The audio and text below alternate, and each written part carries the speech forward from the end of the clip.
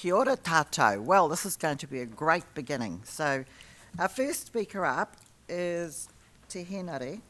Now, I can't tell you how excited and delighted I am to be able to listen to him speak this morning. So Te Henare is the founder of the community of Māori Atheists and Freethinkers. He was born and raised in rural Māori community where he was christened in the Anglican Church. He says everyday life was influenced by tikanga Māori. At 15 years old, he was sent to live in Wellington and began to question his belief in God and a number of aspects of tikanga Māori. This led to atheism, rejection of the supernatural aspects of Māori culture, and the launch of Community of Māori Atheists and Freethinkers in 2011. So let's give a warm welcome to Te Henare.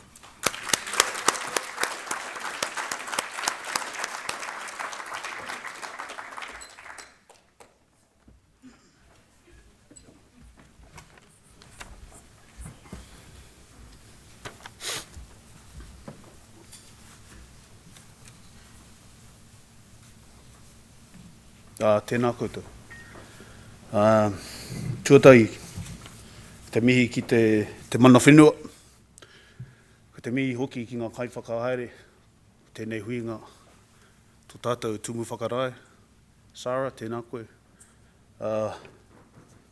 Me ngā manuhiri tuārangi, kua tai mai ngā tōpito katoa te ao. Tēnā koutou, tēnā koutou, tēnā koutou katoa. Ko te whānau apanui te iwi. Te whānau apanui is the name of my tribe. Ko Henare ahau. Henare is my name. I'm Māori and I'm an atheist. I want to start with a couple of disclaimers. I'm not an intellectual.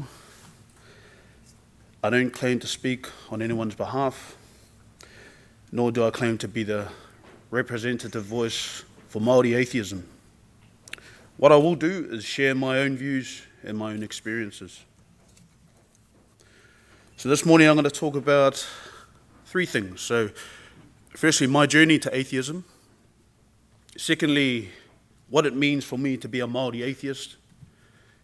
And thirdly, the online community I started called the Community of Māori Atheists and Freethinkers. So I've heard a lot of people talk about like a single event or an epiphany that led to their atheism. For me, it was more of a gradual process, a series of sort of aha moments for me. As mentioned, I grew up in a small Māori community. I was christened in the Anglican Church, and I grew up with a belief in God. And by God, I mean the elderly Caucasian one who lives in the clouds. So we grew up with a belief in this God, and we feared him. If you were telling the truth, you said, I swear to God. That means you were really telling the truth. So in that regard, most of my community were theists. Although I remember from a young age questioning the validity of this Christian God who wouldn't have existed prior to the arrival of Europeans. We also grew up with a belief in Māori gods to a certain extent, spirits, and a supernatural realm. As a 14-year-old, I moved to Wellington for secondary school. Coming from a small Māori community to a big city was a culture shock for me. Part of my response to that shock was to wrap myself a little bit tighter in my Māoriness. I came a little bit prouder to be Māori. As a result, I returned to questioning the validity of this Christian God. And after a while, I had rejected it. But I replaced this Christian God with Io. So Io, although not widely recognised by Māori, was supposed to be the pre-colonial Māori equivalent to the Abrahamic God. So as a teenager, I prayed to Io. And I thanked io, and I believed in io. Later on, when I moved on to tertiary education, I learned that io was actually a post-colonial invention, conjured up by Māori around the 1850s as a response to Christianity and the notion of one supreme God. So having abandoned the Christian God, and now io, what remained of my beliefs was a vague belief in Māori gods, spirituality, whatever that meant, and the supernatural. What I realise now, looking back, is my questioning of the Christian God as a kid was probably the start of my skepticism. The last step to becoming what I see as a Māori atheist or fully fledged atheist was letting go of the Māori gods and the belief in the supernatural. I remember a specific incident that initiated this last step. So during a lecture at university, a paper called Māori Customary Concepts, one of my fellow students and the lecturer got into a bit of a debate about the existence of Māori gods. The student, who I probably agreed with at the time, insisted that Māori gods were real. Ranginui, Sky Father, Papa Tuanuku, Earth Mother, were real. He claimed, Rangi and Papa are real. I can go outside and I can touch them. The lecturer replied, hands up who's touched Ranginui before. Suffice to say, no hands were raised, and the class, including me, broke out in giggles. This was my first experience of, I think, what's termed demystification. Before long, I had completely rejected all gods and the supernatural. I was a Māori atheist. So what does that mean to be a Māori atheist? As an atheist, I reject the claim that a god or any gods exist based on a lack of evidence. Moreover, I reject any supernatural claim for the same reason. As a Māori, this can be quite tricky, as so much of Māori culture is entwined with notions of spirituality or a belief in the supernatural. Even when we remove all the obviously introduced Christian parts of Māori culture, there still remains a lot of superstition and supernatural beliefs. The belief in tapu, spiritual laws or restrictions, the belief in an afterlife, the belief in spiritual beings affecting matters in the physical world. Since becoming a Māori atheist, there has been a process for me of spring cleaning. So unpicking the fabric of my culture, putting anything aside that had a supernatural element, and restitching that fabric. Some may ask, has that made me any less Māori? The short answer to that, in my opinion, is no. If anything, this process has strengthened my cultural awareness and my identity. I've decluttered my worldview. I've freed up some brain space. And I've created a far more efficient use of my time and energy, I feel anyway. Not having to consider supernatural claims that weren't supported by evidence. Time and energy now better spent on strengthening my understanding of Māori cultural values that really matter in the real world. So in 2011, I started a Facebook group called the Community of Māori Atheists and Freethinkers. It's a modest community of around 200 members, not all of whom are Māori. Some of you in the room may be members, I'm not too sure. And not all of whom contribute regularly. But the purpose of creating this group was to, one, find like-minded Māori who not only reject the God claim, but all supernatural claims. And Māori who practice and believe in Enlightenment values like secularism, skepticism, and rationalism. Number two, to promote those Enlightenment values. Number three, to create a space where Māori who are beginning to question their beliefs could come to share their experiences or learn from the experiences of others. And 4, to create a space where issues related to atheism or secularism within a New Zealand or Māori context could be shared. What has been achieved from creating this group is all of these things. Over the years, I've made contact with a number of fellow Māori atheists. I've had people contact me who were considering their beliefs, who had similar stories to mine, who were seeking advice, who had now abandoned all supernatural beliefs in favour of reason.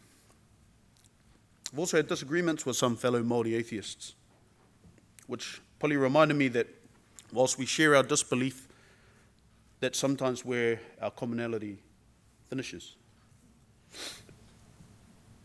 Not all Māori atheists share the same views on other issues. Not all Māori atheists embrace Enlightenment values.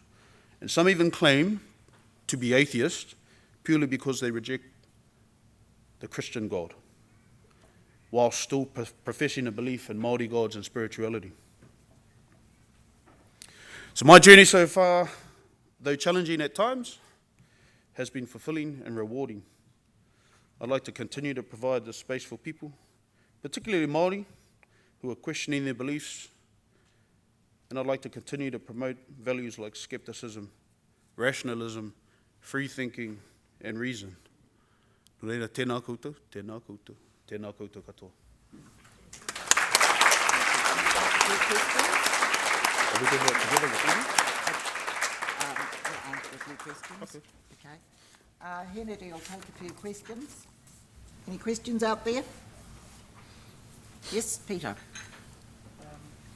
You're talking about your family, or even your wider Māori family.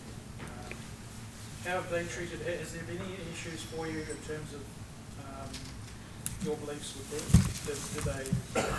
Do they accept atheism, or is that a problem in terms of Māori culture and The majority of people don't really accept atheism for Māori. I think that the census stat is around 50% of Māori claim to have no religion. I'd sort of take that with a grain of salt. I think what they mean when they say no religion is they're not a member of Destiny Church, or they don't go to church, or they don't believe in the Christian God. Like I said, there have been people who tell me they're atheists, but they still have all these supernatural beliefs and believe in Māori gods. I've had a number of debates over the years with friends and family, and it's the same sort of themes.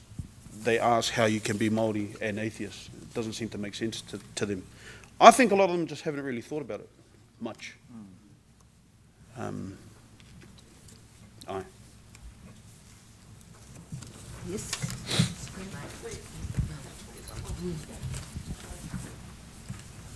What have you found to be the most successful in persuading people to become atheists? And have you cataloged those ideas so that other groups can capitalize on helping people to become atheists? No, not really. I don't promote my page, so that might be one of the reasons there's only around 200 members. I sort of made a conscious decision not to go out and try and preach to people. But if people come into my space on my own Facebook page, or they come to ask me things personally, or they go to my community of Māori Atheists and Freethinkers page, I'll absolutely engage in discussion or debate, whatever. But I don't necessarily need try and go out and convert people to atheism or anything like that. So I'm not too sure. Yeah. Yes. Wait for this microphone. Yeah. Running up here. You mentioned you found similarities between Mori gods and Christianity. As I've been researching the local gods, I've seen a lot of parallels there. Was there a point in time where there was a structured effort to Christianize those gods in order to bring the two religions more together philosophically? Yeah, so I think it was around the mid-19th century. a number of Māori hybrid religions popped up. And so there was a Māori response. So you had things like Ringatu, I think Rātana came a bit later, a number of other not too well-known ones. There were some up north, I think, called, I'm not too sure, it was some name about this. Paemarere. Yep, Paemarere, all these sort of things popped up. Māori had seen that Christianity had been so successful, and I think around 80% of Māori had become Christian of some sort. And so a response to that was to try and create Māori religions within a Māori and Christian context. Hi. Yes, over the back there. Kia ora. I just wondered how, or if there was any effect on your, I guess, relationship with tipuna, because I don't know, from the outside it seems that there's a very special, almost, not religious, but almost religious relationship with tipuna, ancestors. Ours hasn't affected my knowledge of my whakapapa. I can recite my whakapapa from my original ancestors who came here. I think it's something like 30 generations back. I could do that before I was an atheist, and I still do that now, and I see no supernatural thing about that at all. I suppose before I was an atheist, I had this image of my ancestors being these perfect, mythical beings, and I don't have that anymore. I love my history, I love my whakapapa, my genealogy, and my past, but they were humans, they were people. And so that's how I look at my tipuna and stuff now. Okay, look, we'll just finish the questions now because we need to move on, but I'll get you to stay on the stage if you Okay. can just sit here. Ka pai. And then after Eru has spoken, we'll just have a chat up here with Eru and Hannah. So, without further ado, so our next speaker is Eru Hiko-Tahuri, who became a writer when he searched for other Māori who had written about being atheist and couldn't find anything. He says that in his process of apostasy, he found a lot of books about Māori versions of Christianity but couldn't find any outspoken atheists. He published his first book, Marty Boy Atheist, in 2015 to tell his story and to hopefully encourage other Māori along their journey to come out of religion. Eru is a radio host, musician, airbrush artist and author. His favourite books include Letter to a Young Contrarian by Christopher Hitchens, what else? And of course, The Hitchhiker's Guide to the Galaxy. Please welcome Eru.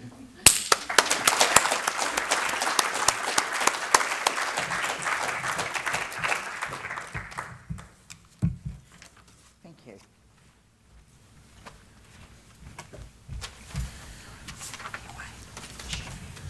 Kia ora rā tātai. So, I'm Eru Hiko-Tahuri. I did in 2015 write the book Marty Boy Atheist because, like my brother Henare here says, no one was talking about letting go of any kind of belief in the communities that I moved in, and especially the Māori community. Everyone assumes, you're Māori, oh, can you do our prayer at the next meeting? Every time, and especially if you're like us and you speak the language and have knowledge of the culture, everyone just goes, oh yeah, you can do our karakia as well, you can pray for our food as well. You can, you can do the morning prayer at the next meeting. It's just assumed no one even cares what you believe, they just think that you do. And it's one of the hard things about being in the Māori community. Yeah, so that little quick rant over. Sorry. Hey, but look, I want to shout out to the organising committee and the people who had to fight our own ridiculous government to get our visitors here. So those people who worked so hard to get all our visitors in, thank you. And I just want to add, it's a real huge honour to be able to be invited to speak to you today. Yeah, so my tribal affiliations, just to follow the template set out by my mate here. My tribal affiliations are Ngai Tūhoi Ngāti Kahungunu. So we're from the east coast and inland, from a beautiful place called Waikare Moana and a little further inland to Ruatahuna. Beautiful country place to be from. Really proud of it. Although it sort of becomes one of the home places where religion is held so tightly that it's almost hard to breathe. I'm going to sort of deviate from what I had planned because I'm going to talk about my book. I'm going to try and stay on topic because I've got lots in my head and I need to talk it. So my book starts out telling my journey and opens with some stories about the early religious influences in my life, and it opens with a little story when I was 6 years old, sitting in the Mormon chapel, being hounded by elders, them asking me, "Are you ready to accept this church?" And I remember freaking out, and I think I cried because I had these old people, because I was only 6, yelling at me because they were really vocal, saying, "Do you believe? Do you accept this church?" Blah, blah, blah. And I'm going, yes. At 6 years old, I don't know, I said yes. Thank goodness a week later, my mother reckons she had a revelation and said, "We're not joining their church." Yay. When I asked her about it, she said she had prayed all week because we were due to be baptised the next week, and she just couldn't make herself do it. I just don't care why we didn't, and I'm happy about it. But in another branch of my family, my father's brother and his almost entire family are part of the Ratana religion. And they're very, very strong believers, like really strong. And we grew up with them. And my grandmother, their mother, was very strong believer. And we had, one day I was called to her place out in a little place called Arimafa. And we went out there and I was sat in the middle of the room, and they were dressed in their robes, and they all put their hands on me and said some prayers in Māori, and then they said, "It's okay, you're going to be all right now and you can go and play." And I looked at them and went, I didn't know I was sick. But that happened. And so I lived in a place called, a little street called Chamberlain Ave, and it was cool because it was all the local kids, and we used to play softball out in the cul-de-sac and run to the neighbours' mailboxes as our bases. But on Sundays they would bring a caravan down, and it was the local Brethren church. And because we were little kids and my mother had 5 of us all under the age of 9, she sent us to give herself a break, I think. We went to church in this caravan, and lovely people, really lovely people.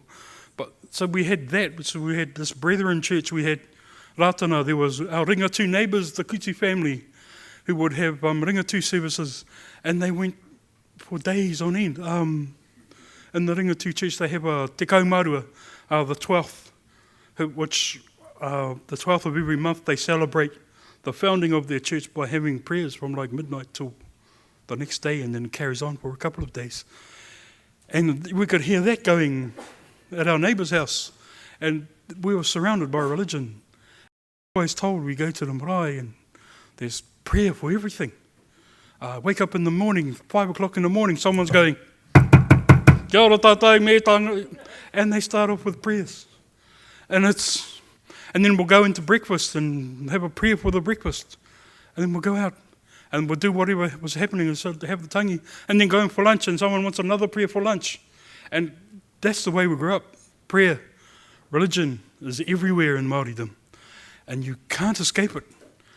Well, you can, but you got to be kind of brave about it. And you've got to be willing to challenge that. And when you're completely surrounded by it, that's not an easy thing to do. And yeah, so that's all in my book. And then I go on to talk about how I got out. And I was at university in Wellington, Victoria University, and joined the local Māori radical group who were protesting everything against the white settlers, how they were horrible and terrible and they oppressing us and rah! And but what I learnt from them around religion was Christianity was a really cool, strong force for keeping the locals at bay and keeping them settled. And I thought, yeah, see, that's why I shouldn't believe it. Ah! And so I took that on. But like Henare said, I just went sidestep to the Māori stuff. You know? I didn't step out, I stepped sideways and took on the Māori gods and Ranginui and Papatuanuku. And I was so proud. I'm not a Christian anymore, but I am still a believer. And that happened. And I was lucky, I did a little stint teaching Māori customs and things at the New Zealand Drama School in Wellington, Toi Whakaari.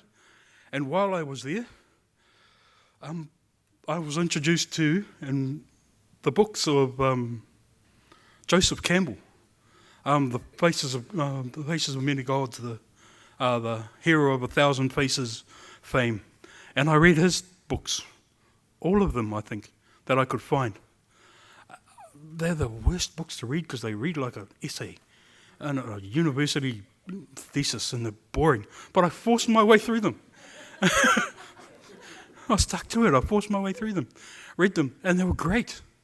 And what I got from all those books, I read 5 or 6 thick 700-page books, and I got at the end and I went, so that culture has got a creation myth, and that culture has got a creation myth, and this Bible comes from someone else's culture with a creation myth. Oh no, that means my creation myth is the same. Uh-oh. Hang on. And that's what happened. And eventually I just went, wow, none of it's true. And that's how it happened. It was so I read those books. They were great. Joseph Campbell was really cool. Some of the stuff about the Jungian stuff he talks about, not quite my thing. But, I read 500-700-page books to go, wow, I was stupid. So that's that. That's how I got out of it. And then I started going back to the marae, and all of a sudden I realised, oh, here we go. No, I don't want to do karakia, thanks. I don't want to pray. So I just started watching. And then I started not standing up. It was my first activism, was to not stand up, because when Māori pray, they stand up all the time. And my first act of activism was to not stand up. There was sweat pouring from my forehead. I was freaking out. And people stood up and of course I got the look. There's this look that Māori will give you if you're not standing up during prayer. They look at and they look at you funny. And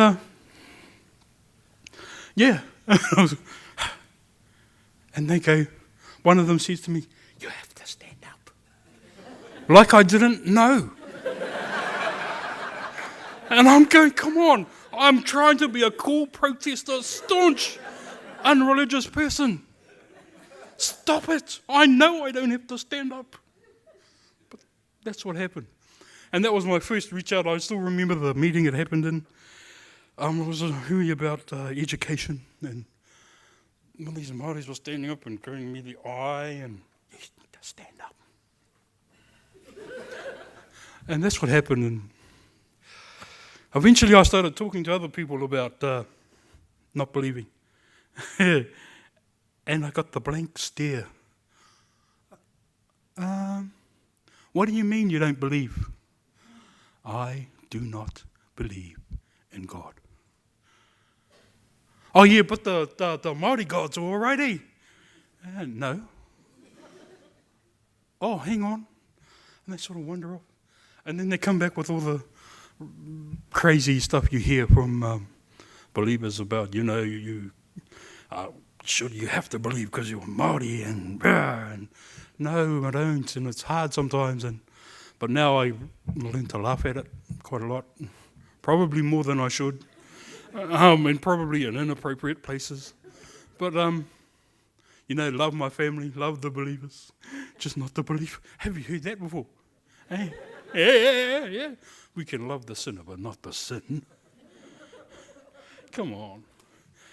Anyway, that was the story. That's what I wrote in Marty Boy Atheist. And it's a little bit about what it's like being Māori and being an atheist, where you get these crazy things happen. But I want to shout out to Henare, because just before I published my book, I found his page on Facebook. And I went, what? Yay, there's people who think like me, because I had never met any. And I thought, yeah, join up. Yay, cool, I'm part of the crew now. I'm awesome. Not really, but I joined the group, and it was cool to see that at least there was someone. And I think I'm going to sit down now. I'm sure Naira's going to tell me to sit down soon. So, hey, look, thanks for listening. I hope you have a great conference. And again, thanks to the organisers. This is really cool. Cheers.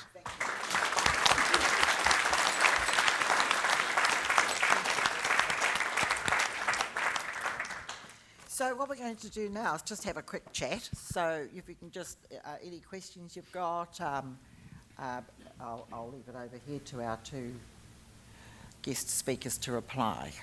Thank you. So it'll be like a conversation, so you can just sort of chat and ask those sort of questions. I'm happy to answer questions as well. Thank you. Ready? Yep. Yes? Okay. Over there at the back, thank you. Thank you. Thank you for your presentations.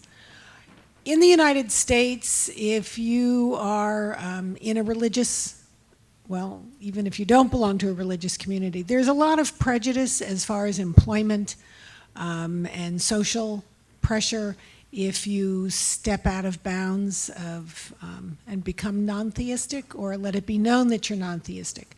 Do you suffer the same consequences? I don't think to anywhere near the same extent as the States. Yeah, I mean, I don't live in America, but from my observations, America seems to be a far more religious country in general than here. I haven't quite found the same pressure that I think some American atheists might feel. That's...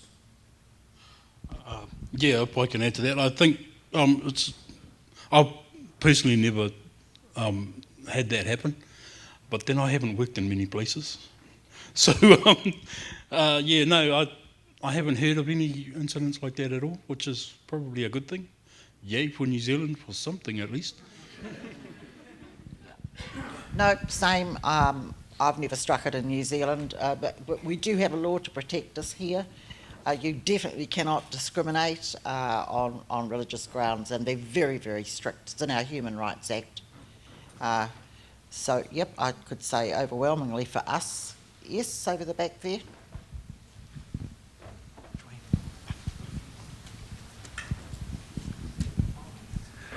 Thank you for the talk.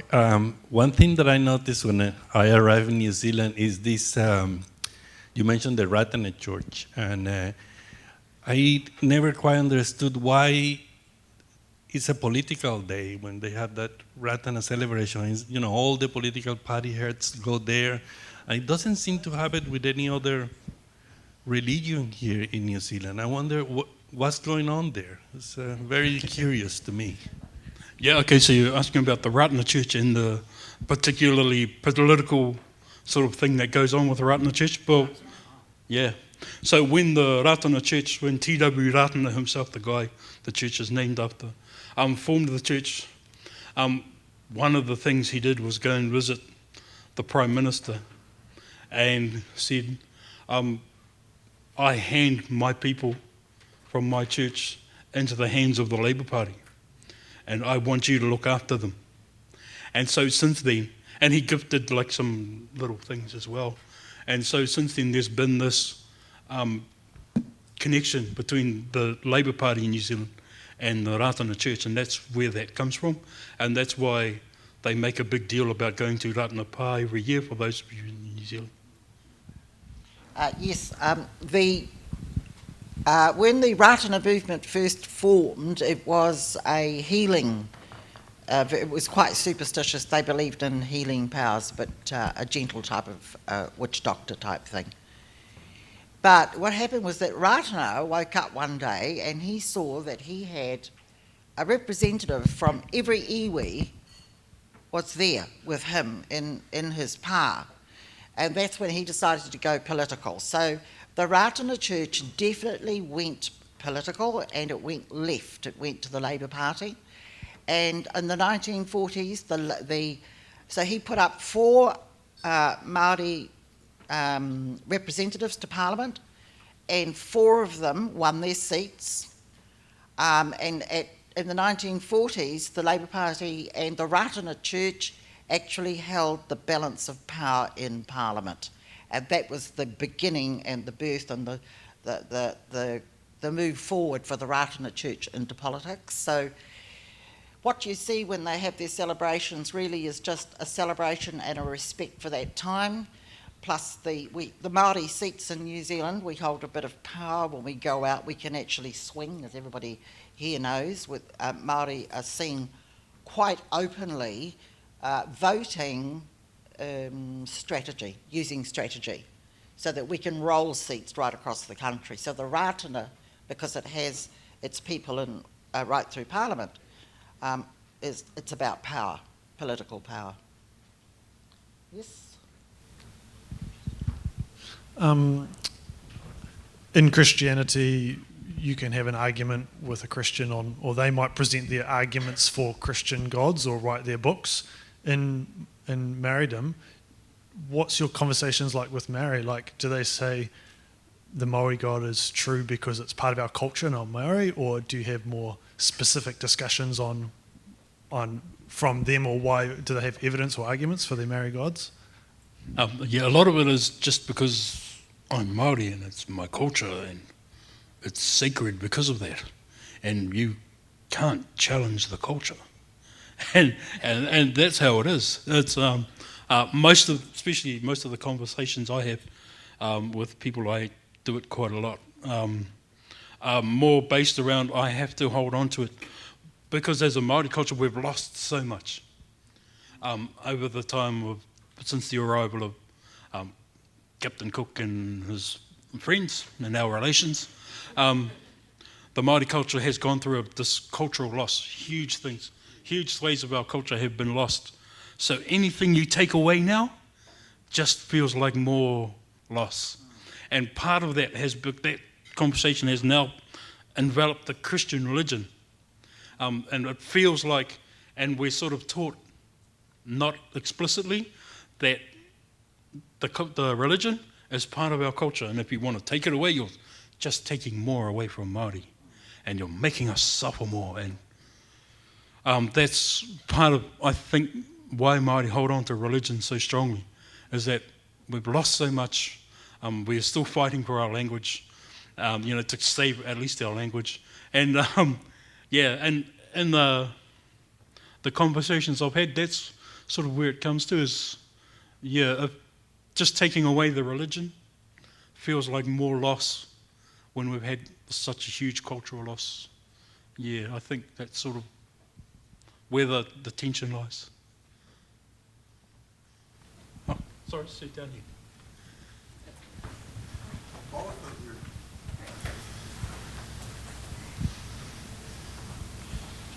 Both of your presentations were about your journey in coming to the non-belief. I wonder whether after becoming atheist, to what extent do you have people who are believers who have problems with understanding whether you can be moral, whether you can be trustworthy, in spite of the fact that you're an atheist, and by repudiating what you call spirituality, what is the source of your resonance to find uplifting when you experience tragedy? How do you come to terms with life's problems in the absence of a God concept?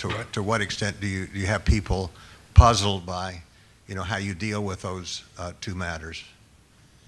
I just had a conversation around this recently at work with one of my work colleagues who's a very devout believer. And she says to me, well, What if someone dies in your family? What do you do then? And I go, I cry. I cry when someone dies in my family, just like you do. And I feel sad and I'm hurt. Probably more so because I know I'm not going to see them again, ever. There is no, to put it in Christopher Hitchens' work, theme park, a supernatural theme park to meet them in afterwards. I'm not going to see them again. And I know this now. And it terrifies me and it hurts me. And that's how I have conversations like that with people. We're humans and we're going to feel lost and we're going to feel pain. It doesn't mean what you want to believe is true. And that's the only way I know how to talk with people when they ask questions like that. I don't know. Anyone else? Yeah. The other part of my question was about morality. Do you have people puzzled by what is the source of your morality in the absence of God? No, I've funnily never had that. No one's ever said, well, how can you be good without a God? Because I think, and maybe this is a New Zealand thing, everyone kind of knows it's bollocks, but no one wants to see it. You know, I'm pretty sure. I'm pretty sure on some level everyone kind of knows, but, and yeah, they've never said to me, well, how can you be moral? How do you know what's good without God? I've never had to have that conversation, because, I watch a lot of YouTube. Probably to my detriment. But you see that a lot in conversations, in religious conversations. Well, how can you be moral? How do you know what's good? Can you prove what's good? How can you justify being good? I'm a person, I don't want to be a dick to people. I like being nice to people. And that's how if it comes up, that's how I would say it. Kia ora. We're off. Yep. Grace. Grace. Oh, okay. I'm so sorry, the chap in the middle who's... Henare. You mentioned before about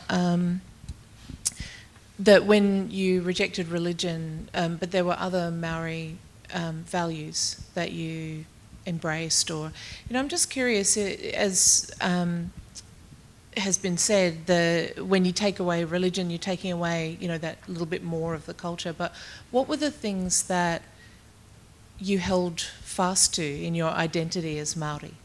Like, that once the religion was gone from it?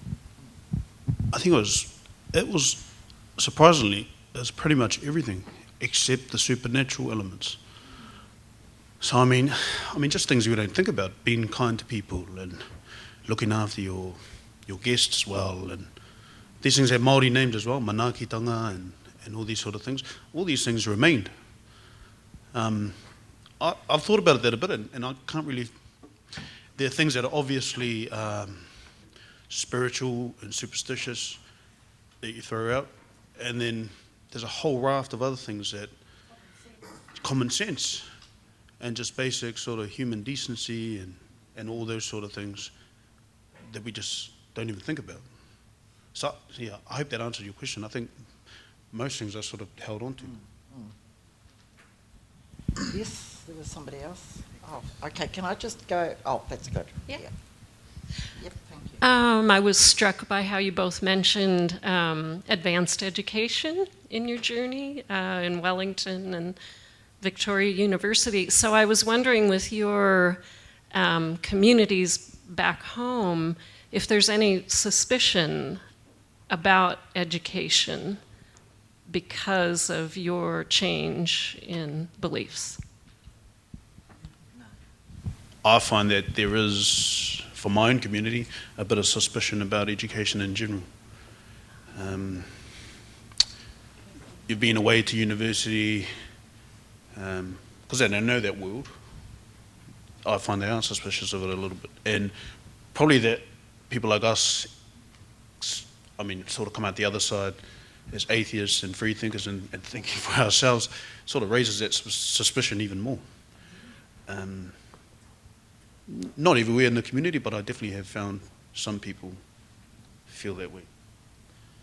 It's not so much education, in my view. It's more what creates that divide is now that we don't think like the rest of everyone, we now think like Pākehā.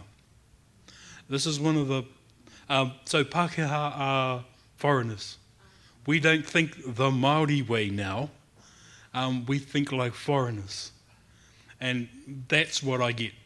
It's not the we're suspicious of education. It's more we're suspicious of you because you don't think like us anymore.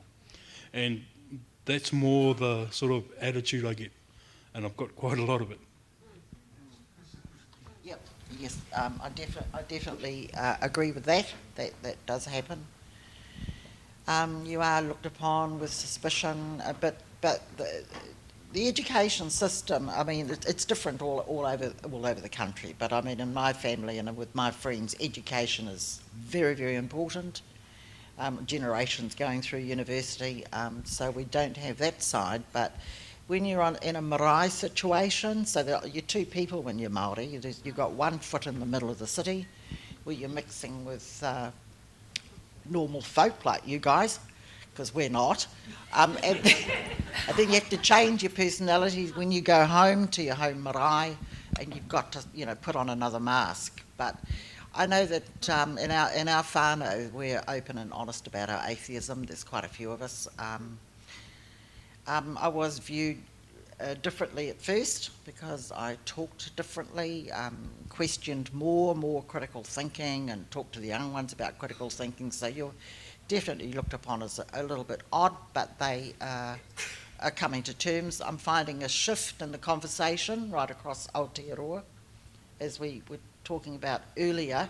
I think you'll all agree, if you live in this country, there has definitely been a shift over the last 20 years in the psychology of New Zealanders and Māori in what they think of religion. I think it's got a lot to do with the USA, with Donald Trump being elected. I think it's got a lot to do with all of that, where we have the terrorists with Islam and all of that sort of coming out, and New Zealanders sitting back and going, this is not right.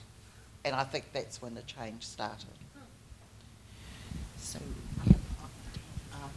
we'll just take one more question because we're into 9:30. One quick one, and thank you very much, team on the podium there. This is really addressed to the rest. Eru's been far too modest. He's put his book online, free, available, and may I recommend you have a look at it. Okay.